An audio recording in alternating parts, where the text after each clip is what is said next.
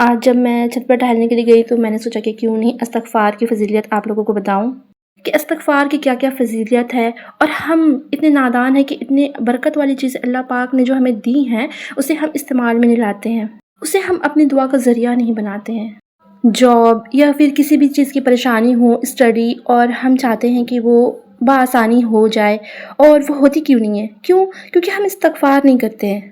کہیں نہ کہیں ان چیزوں میں رکاوٹ کیوں آتی ہے؟ کیا آپ کو پتہ ہے کیوں آتی ہے؟ کیونکہ ہمارے جو گناہ ہوتے ہیں نا، ہم نے جو گناہ کیے ہوتے ہیں وہ ہمیں ان ساری چیزوں پر رکاوٹ پیدا کرتی ہے۔ تو اسی طرح سے میرے بھی بہت سارے گناہ تھے، میں بھی ایک انسانی ہوں، بہت ساری گناہ کرتی تھی۔ تو میں ہمیشہ سوچتی تھی کہ اللہ پاک میرے ساتھ ایسا کیوں ہو رہا ہے؟ میں کوئی کام میں ہاتھ دیتی ہوں، ایک کام صحیح ہوتا ہے تو دوسرا کام خراب کیوں ہو جاتا ہے؟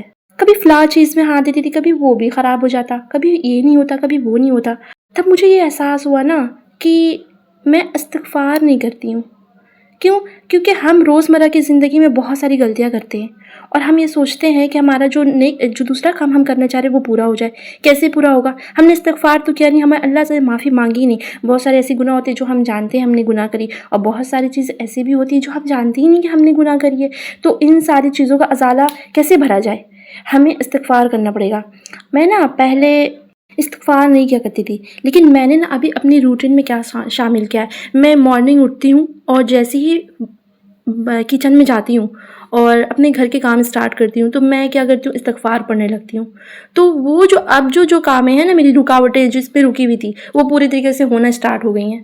مجھے اب سمجھ میں آ رہا ہے یہ سٹارٹ کیوں ہو گئی، اس میں برکت کیسے ہو رہا ہے۔ اچھا مجھے یہ چاہیے تھا، وہ مل کیسے گیا؟ ابھی فلاں چیز کی میں نے گھڑی کی خواہش کی تھی اور مجھے اسی طرح کی گھڑی چاہیے تھی کافی عرصے سے، اور مجھے مل گئی۔ تو میں نے جس چیز کی خواہش کری وہ چیز ملی، میرے لیے وہ بہت بڑی تھی۔ اور اسی طرح سے میں آپ لوگوں سے یہ موٹیویٹ یہاں پہ یہ کرنا چاہوں گی کہ آپ لوگ بھی استغفار پڑھنا شروع کر دیں۔ صرف استغفار نہیں بولنا، آپ لوگوں کو پورا استغفر اللہ پڑھنا ہے۔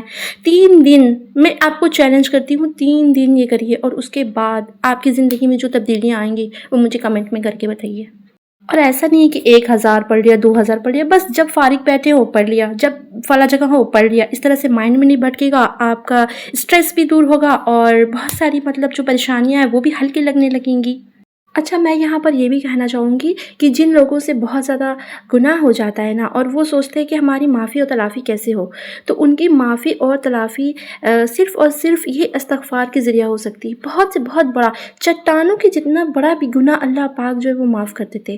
آپ اپنے ڈیلی شیڈول میں استغفار کو شامل کریے، اور پھر معجزہ دیکھیے کہ آپ کے ساتھ ہوتا کیا ہے۔ تو اب زیادہ سے زیادہ استغفار اپنی زندگی میں شامل کریے، اپنی زندگی کو بدلتے ہوئے اپنی آنکھوں سے دیکھیے۔ اور میں جاتے جاتے یہی کہوں گی کہ اپنا خیال رکھیے، اپنے صحت کا خیال رکھیے، اپنے ماں باپ کے لیے دعا کیجیے، رات کو سونے سے پہلے دعا کر کے ضرور سویا کیجیے، اور اپنا زیادہ سے زیادہ خیال رکھیے، اسٹریس فری رہیے۔ السلام علیکم۔